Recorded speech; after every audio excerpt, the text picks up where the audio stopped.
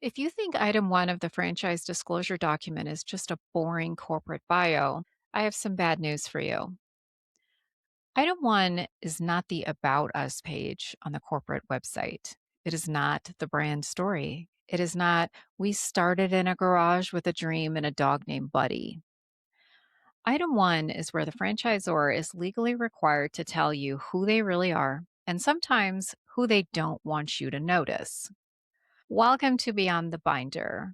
Hi, I'm Genevieve McDaniel, founder of Franchise Reality Check, and today we're talking about item one, the franchisor, its parents, predecessors, and affiliates, which sounds boring. I'd be lying if I told you it wasn't, but it's actually where the red flags start waving quietly. Item one tells you who the franchisor is, who owns them, who used to own them, who's affiliated with them, and who might be quietly making money off of you behind the scenes. In plain English, it's the family tree of the business you're about to marry into. And just like real families, there's always more going on behind the scenes than what's in the Christmas card. Item one is not a marketing section, a success story, promise of support, or a guarantee of competence.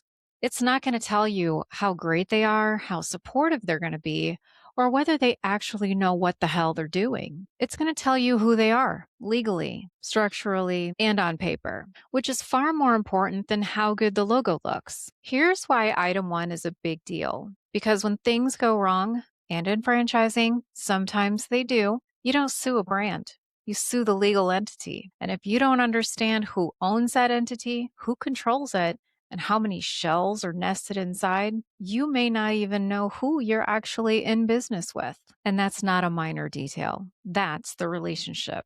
One of my favorite surprises in item one is when a franchisor is owned by a parent company, which is owned by another parent company, which is owned by private equity. Suddenly, you thought you were joining a nice family business, and now you've discovered the guest that never leaves, no matter how bad they smell or how much you beg.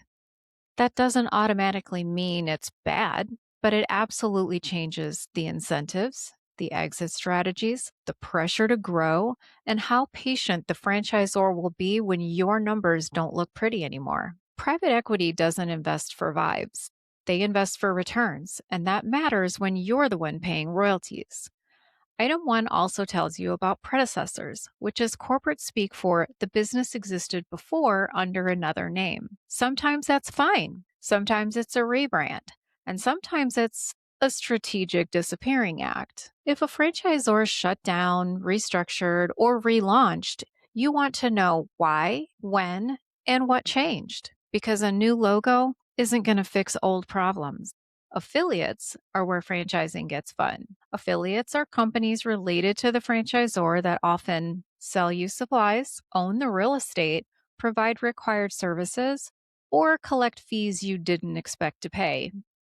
And this is where many franchisors monetize beyond royalties. Item one tells you who those companies are, how they're related, and why you're required to do business with them. If you don't read item one, you may never realize that the franchisor isn't just your franchisor. They're also your landlord, your supplier, and your vendor. That's not illegal, but it is very intentional. Item one will not tell you if the franchise is profitable, if franchisees are happy, if the support is good, if training is effective, or if you'll succeed. People read item one looking for reassurance, but that's not its job. Its job is to show you who's behind the curtain, not whether the show is good. So here's how smart franchise buyers use item one. They cross reference it with item two, management, item three, litigation, item four, bankruptcy, item eight, suppliers and rebates, and item 20, closures and transfers. Because patterns live across items, not in isolation. Item one tells you who they are. The rest of the FDD tells you how they behave. And that's where the story really starts.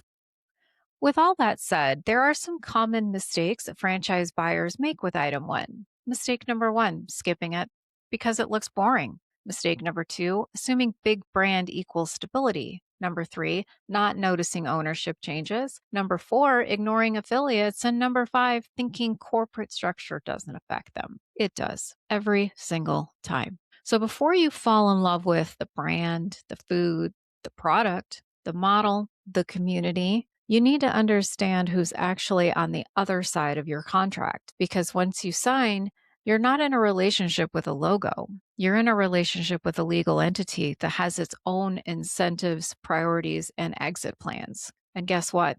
You barely factor in. So when someone tells you item one is just boring corporate stuff, smile politely and then go read it anyway. Because in franchising, the real story doesn't start with the brand, it starts with who owns it. If you want to understand franchising beyond the sales pitch, subscribe, follow, and join me for the rest of the series.